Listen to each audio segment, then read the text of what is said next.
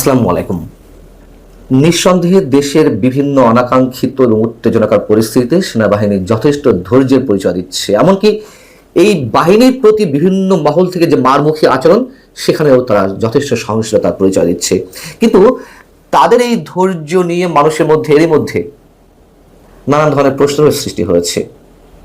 কারো কারো প্রশ্ন, এটা কি সেনাবাহিনীর বিশেষ কোনো দুর্বলতা? আবার কেউ কেউ প্রশ্ন করছেন, সেনাবাহিনী কি ধৈর্যের বাঁধ ভাঙার অপেক্ষায় রয়েছে?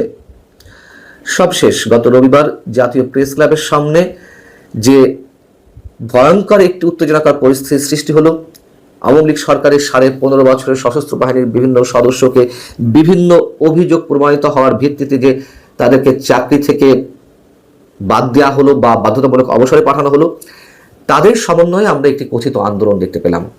এবং সেই আন্দোলনের মধ্য দিয়ে আবারও সেনাবাহিনীকে আক্রমণ করার, সেনা সদস্য বা সেনা কর্মকর্তাদের প্রতি মারমুখী যে আচরণ, তাদের যে ঔদ্ধত্যপূর্ণ যে অ্যাটিটিউড আমাদের সামনে উপস্থিত হলো, তাতে এটি স্পষ্ট দেশের একটি বিশেষ রাজনৈতিক গোষ্ঠী সেনাবাহিনীকে সাধারণ মানুষের মুখোমুখি দাঁড় করানোর অব্যাহত চেষ্টা চালিয়ে যাচ্ছে, রীতিমতো যুদ্ধ বাঁধানোর চেষ্টা করছে। আমার মনে হয় সেনাবাহিনী এ বিষয়ে অবগত। যাই হোক, সেখানেও সেনা কর্মকর্তারা বা সেনা সদস্যরা যথেষ্ট সহনশীলতার পরিচয় দিয়েছেন এবং এটি নিয়ে প্রায় গভীর রাতে সশস্ত্র বাহিনীর আন্তঃবাহিনী জনসংযোগ পরিদপ্তর ISPR থেকে একটি প্রেস বিজ্ঞপ্তি পাঠানো হয়েছে, তাদের বক্তব্য তুলে ধরা হয়েছে এবং তাদের এই প্রেস বিজ্ঞপ্তিটিকে আমরা অনেকেই একটি বিশেষ বার্তা হিসেবে ধরে নিতে পারি। আবার অনেকের কাছে এটি গতানুগতিক একটি প্রক্রিয়াও মনে হতে পারে। তবে আমার মনে হয় এর মধ্যে বিশেষ একটি ইঙ্গিত রয়েছে। প্রেস বিজ্ঞপ্তিতে সেনাবাহিনী যা বলছে বা সশস্ত্র বাহিনী বলছে যে রোববারের কিছু অনভিপ্রেত আচরণ এবং এই সুশৃঙ্খল বাহিনীর ঐতিহ্য ও মূল্যবোধকে প্রশ্নবিদ্ধ করেছে। পরপর দুবার সফল বৈঠক শেষে প্রতিনিধি দল ফেরত যাওয়ার সময় কতিপয় উশৃঙ্খল বরখাস্ত সেনা সদস্যদের উস্কানিতে ওই প্রতিনিধি দলের গাড়িতে বা গাড়ির সামনে প্রতিবন্ধকতার সৃষ্টি করা হয়। এছাড়া আইন শৃঙ্খলা বাহিনীর সদস্যদের লক্ষ্য করে ইট পাটকেল নিক্ষেপ এবং অশ্রাব্য ভাষায় স্লোগান দেওয়া হয়। ISPR এখানে আরো বলছে যে দিন জুড়ে সেনাবাহিনীর সর্বোচ্চ ধৈর্য এবং সহমর্মিতার সঙ্গে পরিস্থিতি নিয়ন্ত্রণের চেষ্টা চালালেও এক পর্যায়ে আইন শৃঙ্খলা রক্ষাকারী বাহিনীর কিছু সংখ্যক বিশৃঙ্খল সাবেক সদস্যকে ছত্রভঙ্গ করতে বাধ্য হয়। সব ক্ষেত্রে সেনাবাহিনী অত্যন্ত ধৈর্য, সহমর্মিতা এবং সংবেদনশীলতার সঙ্গে বিষয়টি বিবেচনা করছে। এখানে আরো বলা হচ্ছে সেনাবাহিনীর পক্ষ থেকে যে কোনো ধরনের উস্কানিমূলক কার্যকলাপ, জনস্বার্থ বিরোধী আচরণ কিংবা বাহিনীর সুনাম ক্ষুণ্ণ করতে পারে এমন কর্মকাণ্ড কখনোই কাম্য নয়। সব ক্ষেত্রে সেনাবাহিনী অত্যন্ত ধৈর্য, সহমর্মিতা এবং সংবেদনশীলতার সঙ্গে বিষয়টি বিবেচনা করছে। আবারও তারা উল্লেখ করেছে, যা বলেছে যথেষ্ট সত্য কথা বলেছে ISPR, কোনো ধরনের ভুল নেই।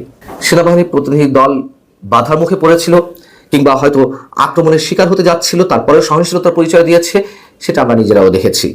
কিন্তু গত 9 মাসের বেশি সময় ধরে একটি বিশেষ মহলের মাধ্যমে দেশের বিভিন্ন স্থানে বিভিন্ন পর্যায়ে যে একের পর এক মব সৃষ্টি করা হচ্ছে, সাধারণ মানুষ চরমভাবে আতঙ্কগ্রস্ত, এসবের বিরুদ্ধে সেনাবাহিনী কেন এখনো পর্যন্ত কোনো কার্যকর ব্যবস্থা গ্রহণ করতে পারেনি, তা নিয়ে মানুষের মধ্যে যথেষ্ট সংশয়, যথেষ্ট ধরনের প্রশ্ন সৃষ্টি হয়েছে। যেহেতু সেনা সদস্যরা এখনো পর্যন্ত রাজপথে রয়েছেন আইন শৃঙ্খলা রক্ষা করার কাজে। আবার কোনো কোনো কথিত আন্দোলনে যখন এই ধরনের উস্কানিমূলক স্লোগান ওঠে, সেনা প্রধানের সাথে তুলনা করে স্লোগান ওঠে হাসনাত না ওয়াকার, হাসনাত হাসনাত, তখন আমাদের বুঝতে বাকি থাকে না যে আসলে সেনাবাহিনীকে কতটা খেলো করার চেষ্টা করা হচ্ছে, প্রকাশ্যে কিংবা অপ্রকাশ্যে, প্রত্যক্ষ কিংবা পরোক্ষভাবে। তারপরেও সেনাবাহিনী যথেষ্ট ধৈর্যের পরিচয় দিচ্ছে। যদিও ক্ষেত্র বিশেষ আমি মনে করি না যেমন এইসব ক্ষেত্রে যে এসবের বিরুদ্ধে সেনাবাহিনী সরাসরি কোনো অ্যাকশনে যাবে। এখন সেনাবাহিনীর অবশ্যই ভাবমূর্তির বিষয় রয়েছে এখানে, যে কেউ যে কোনো কিছু বললে তার বিরুদ্ধে অ্যাকশনে ঝাঁপিয়ে পড়তে হবে।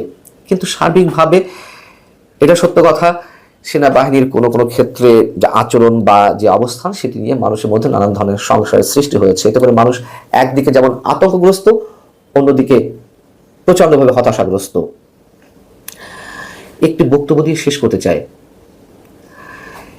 এই যে চাকরিচ্যুত বা অবসরপ্রাপ্ত সেনা সদস্যদের যে আন্দোলন, সেই আন্দোলনের যিনি সেনা সদর দফতর থেকে সেনাবাহিনীর প্রতিনিধি হিসাবে মধ্যস্থতা করতে গিয়েছিলেন, তাদের বক্তব্য শুনতে গিয়েছিলেন, সেই ব্রিগেডিয়ার জেনারেল আমিনুর রহমান বিক্ষোভের মুখে তিনি কয়েকটি কথা বলেছেন, বেশ সাহসী উচ্চারণ করেছেন। সেখানে তিনি বলছেন যে আমি আপনাদের কথা শুনতে এসেছি, আমি ইউনিফর্ম পরে এসেছি, আমার ইউনিফর্মের সম্মান আছে, আমি কাপুরুষ নই, মরতে হলে এখানেই মরব, বাঁচতে হলে এখানেই বাঁচব। চমৎকার কথা। এবং এটাই সেনা সদস্য কিংবা সেনা কর্মকর্তাদের বক্তব্য, মানুষ সেটাই আশা করে। তারা যথেষ্ট ঝুঁকি নিয়ে দেশের জন্য কাজ করবেন, দেশের মানুষের জন্য কাজ করবেন। সেনাবাহিনীর যে বিবৃতি গত রাতে দেওয়া হলো, সেই বিবৃতিতে আমরা কি এখন ধরে নেব যে এসবের বিরুদ্ধে সেনাবাহিনীর শক্ত কোনো অবস্থানে যাচ্ছে? এটার মধ্য দিয়ে স্পষ্টভাবে বিশেষ কোনো ইঙ্গিত রয়েছে। সেনাপ্রধান জেনারেল ওয়াকারুজ্জামান বাধ্য হয়ে প্রকাশ করতে চেয়েছেন যে আর নয়, যথেষ্ট হয়েছে। তিনি এর আগে একবার উচ্চারণ করেছিলেন এনাফ ইজ এনাফ। কিন্তু এই মুহূর্তে এসে আসলে সেনাবাহিনী কোন অবস্থায় অবতীর্ণ হবে, এই বিবৃতির মাধ্যমে অনেক ধরনের প্রশ্ন উঠতে পারে। নাকি মানুষ ধরে নেবে যে এটি কেবলই একটি অনুরোধ, এর আগে যেসব আহ্বান জানানো হয়েছে, যেসব বক্তব্য দেওয়া হয়েছে, তারই ধারাবাহিকতার একটি অংশ। আল্লাহ হাফেজ, ভালো থাকুন সবাই।